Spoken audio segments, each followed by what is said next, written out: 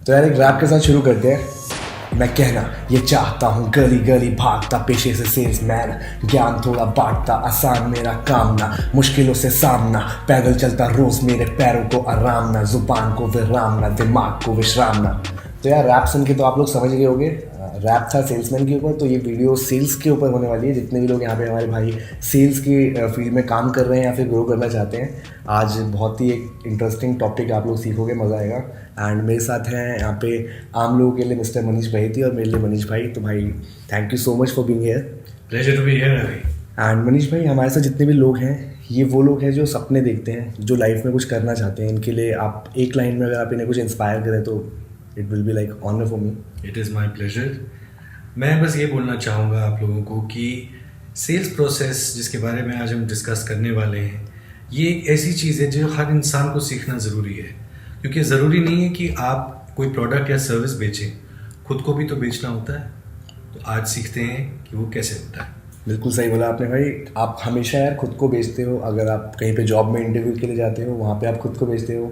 अगर आप अपनी गर्लफ्रेंड को प्रपोज कर रहे हो तो वहाँ पे भी आप खुद को बेचते हो। हर जगह बेचना पड़ता है। सही है। तो अभी हम अपने आप को और बेचना बंद करते हैं। तो यार वीडियो में आगे बढ़ने से पहले मैं मनीष भाई के बारे में एक बार छोटा सा इनका इंट्रोडक्शन दे देता हूँ। सो इन्होंने काम किया है काफ़ी सारे बड़े बड़े होटल्स, काफ़ी सारे बड़े बड़े इंडस्ट्रीज़ के साथ। जैसे कि मनीष भाई ओबरॉय होटल के अंदर ही was working as a general manager. इन्होंने हायट इंटरनेशनल में as a director of marketing काम किया है। और काफ़ी सारे लोगों को इन्होंने ट्रेन किया है खुद से सेल्स के अंदर, सेल्स इंडस्ट्री के अंदर, पर्सनैलिटी डेवलपमेंट के अंदर। और भाई के सिखाए हुए लोग आजकल पूरे इंडिया में तबाही मचा रहे हैं, मतलब ऐसा। सो भाई आज मैं आपसे एक क्वेश्चन पूछना चाहता हूँ। ये बहुत सारा मैंने इंटरनेट पे देखा, यूट्यूब पे मैं देखता हूँ कि सेल्स की प्रोसेस होती है। कुछ लोग कहते हैं सेल्स फनल, कोई कहता है सेल्स साइकिल। तो ये एक्चुअली में क्या चीज़ है और क्या सच में ये पावरफुल है अगर इसको कोई इंसान फॉलो करे? बिल्कुल सही। ये जो प्रोसेस है, there have been great thinkers and gurus of management जिन्होंने ये सेल्स साइकिल्स के बारे में बहुत साल पहले, आज से 50 साल पहले, मैनेजमेंट के ऊपर किताब लिखी है।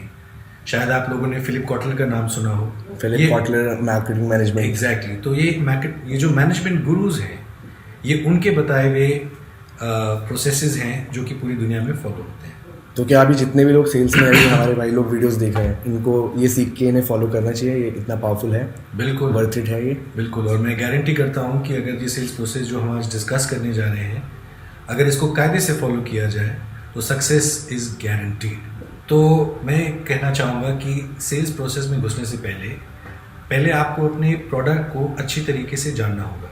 मतलब कि आप क्या बेच रहे हैं, आप प्रोडक्ट बेच रहे हैं या सर्विस बेच रहे हैं, उसके बारे में आपको कंप्लीट जानकारी होनी चाहिए। तो पहला स्टेप ये है, know your product extremely well. Very important. That is the first step. उसके बाद शुरू होती है सेल्स साइकिल, जिसका पहला स्टेप है प्रोस्पेक्टिंग। प्रोस्पेक्टिंग का मतलब है कि आपको अपना मार्केट जानना बहुत ज़रूरी है। आफ्टर ऑल, जिस गांव जाना नहीं उसके कोस क्यों गिनने वाली बात है। तो आपको किस गांव जाना है, मतलब कि आपका टारगेट ऑडियंस कौन है, आपके खरीदार कौन है, इसको आइडेंटिफाई करना सबसे पहला स्टेप होता है। और सलीके से आइडेंटिफाई करना, अपने मार्केट को अगर समझ लिया तो वो पहला सक्सेसफुल स्टेप है सेल्स साइकिल का। उसके बाद हम दूसरे स्टेप पे बढ़ते हैं, जिसका है क्वालिफाइंग। कि आपने मार्केट को आइडेंटिफाई कर लिया। अब मैं अपने होटल का एग्जांपल लेता हूँ, हाइट एजेंसी का। कि हाइट एजेंसी लग्जरी होटल था, तो जो आपने मार्केट चूज़ किया, जैसे कि मान लीजिए आपने चूज़ किया कि हम कनॉट प्लेस, भीखाजी कामा प्लेस में जो कमर्शियल ऑफिसेज हैं, हम उनके पास जाएंगे। तो आपको ये जानना ज़रूरी है कि उस कंपनी में क्या उनका 5 स्टार का बजट है या उनका बजट होटल का बजट है। तो क्वालिफाइंग का मतलब ये होता है कि जब आपने मार्केट आइडेंटिफाई कर लिया तो फिर आप कस्टमर का प्रोफाइल अंडरस्टैंड करते हैं कि उनकी रिक्वायरमेंट के साथ आपके प्रोडक्ट या सर्विस की मैच होती है या नहीं।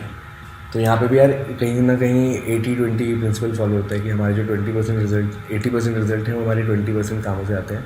बिल्कुल। और तो इस केस में मैं कहूँगा कि जो रिसर्च आप करते हैं अपने कस्टमर के बारे में, और जितना इन डेप्थ आप अपने कस्टमर को समझ सकते हैं, ये वो 20% है जो पूरे 80% के बराबर है।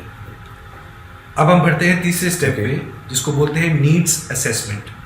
मतलब कि आपने ये देख लिया कि कनॉट प्लेस के अंदर, मान लीजिए ये हमारे कस्टमर्स हैं, ये कॉर्पोरेट्स हैं, इंडिविजुअल कस्टमर को आइडेंटिफाई करना होता है ना। ओके। तो एक बिल्डिंग है, उसमें आपने देख लिया कि मान लीजिए LIC हमारा कस्टमर बन सकता है। Life insurance corporation of India, बहुत बड़ा ऑफिस है उनका सीपी में, और वो कई होटल्स को बिजनेस देते हैं।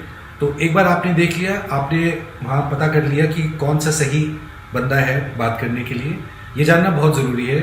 और अगर होटल्स का एग्जाम्पल लिया जाए तो इन्वेरिएबली या तो ह्यूमन रिसोर्सेज डिपार्टमेंट या एडमिनिस्ट्रेशन डिपार्टमेंट, यही 2 डिपार्टमेंट्स होटल्स की बुकिंग्स देखते हैं। तो जब हम प्रोस्पेक्टिंग और क्वालिफाइंग करते हैं तो उसमें क्वालिफाई ये भी मायने रखता है कि आपको ये मालूम होना चाहिए कि उस कंपनी के अंदर आपको जिस शख्स से बात करनी चाहिए वो शख्स इसका डिसीजन ले सकता है या नहीं, वरना आप अपना टाइम वेस्ट कर रहे हैं। तो जब आपने प्रोस्पेक्टिंग कर ली, आपने क्वालिफाइंग कर ली, तीसरा स्टेप है नीड्स असेसमेंट। फिर आप उसके साथ इनकरेज करते हैं डिस्कशन, और आप पता लगाते हैं सरसरी तौर पे इनिशियली कि क्या आपके यहाँ होटल्स की रिक्वायरमेंट है।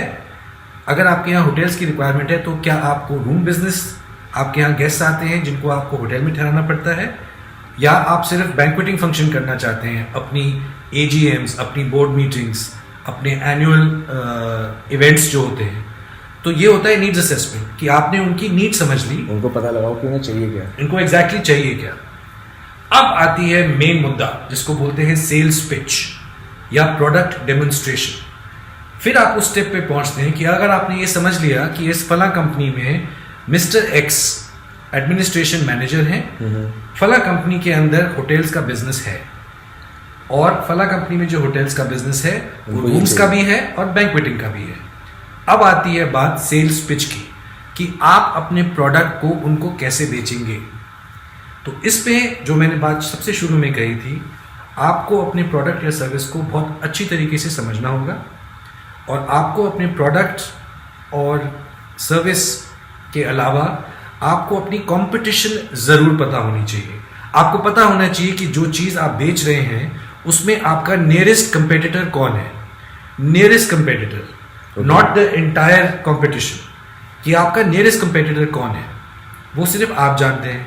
अब जैसे अगर हम होटल का एग्जांपल लें तो हाइट रीजेंसी दिल्ली जो है उसकी कंपटीशन वो सारे लग्जरी होटल्स हैं जो कि 5 किलोमीटर रेडियस में है। जब आपको अपने कस्टमर की नीड्स के बारे में मालूम है तो फिर आप अपने प्रोडक्ट को कस्टमाइज करके हमारी कंपटीशन के ऊपर क्या एडवांटेजेस हैं, हमारे प्रोडक्ट में क्या एडवांटेजेस हैं, ये सेल्स पिच कहलाई जाती है। या जो लोग प्रोडक्ट बेचते हैं इस टाइम उनको प्रोडक्ट का डेमोन्स्ट्रेशन देना होता है, जिसको प्रोडक्ट डेमो भी कहा जाता है। अब हम चलते हैं नेक्स्ट स्टेप पे, जो कि बड़ी क्रिटिकल स्टेप है, जिसको बोलते हैं प्रपोजल।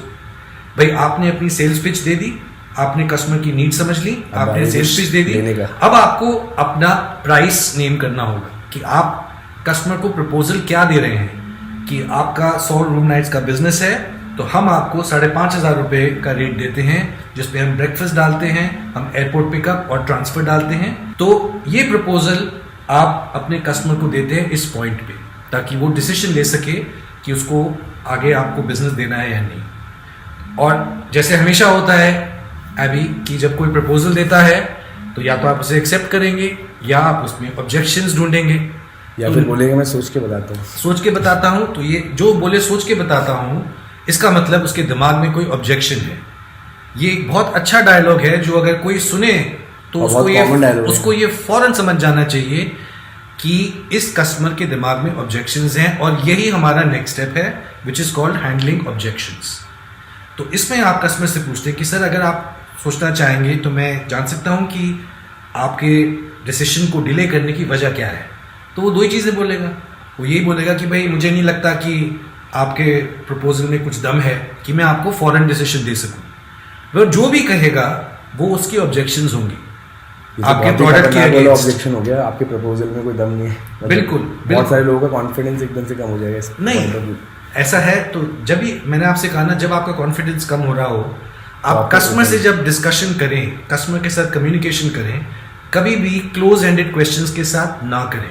तो भाई आप सारे लोग आपको ये याद रखना होगा कि इस सेल्स प्रोसेस के दौरान जितने आप ओपन एंडेड क्वेश्चंस पूछेंगे उतना आपको हर स्टेप पे फायदा होगा। तो जितने भी लोग यहाँ पे सेल्स इंडस्ट्री में हैं, ओपन एंडेड क्वेश्चंस आपके लिए एक ऐसा हथियार है जो हमेशा काम आएगा। उसके बाद अगर आपने ऑब्जेक्शंस हैंडल कर ली तो उसको हम बोलते हैं क्लोजिंग।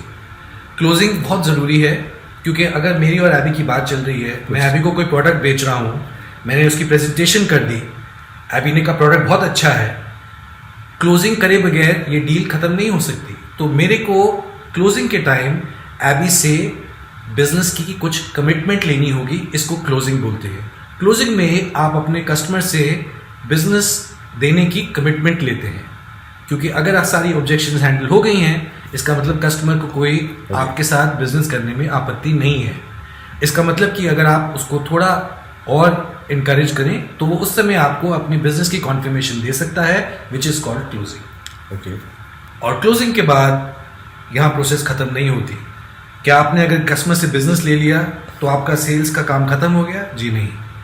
एक बहुत अहम प्रोसेस जो कि आखिरी प्रोसेस है, उसको बोलते हैं फॉलोअप्स एंड फीडबैक। मेरे ख्याल से 80% रिजल्ट सेल्स में फॉलोअप से ही आते हैं। बिल्कुल, क्योंकि अगर आपके कस्टमर ने आपके प्रोडक्ट को एक्सपीरियंस किया है और आपने पलट के उससे उसका फीडबैक नहीं लिया, आपने ये नहीं पूछा कि सर आपका एक्सपीरियंस कैसा रहा, तो आपने कस्टमर को एक कस्टमर को आपके वो हाथ से निकल सकता है।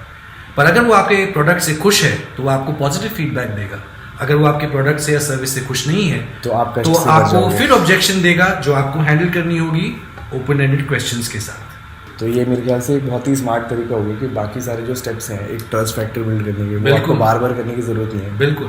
अगर आपके पास रेफरेंस वाली आपको उसकी सैटिस्फाइड, वो कहते हैं ना, a satisfied customer brings 5. Yes.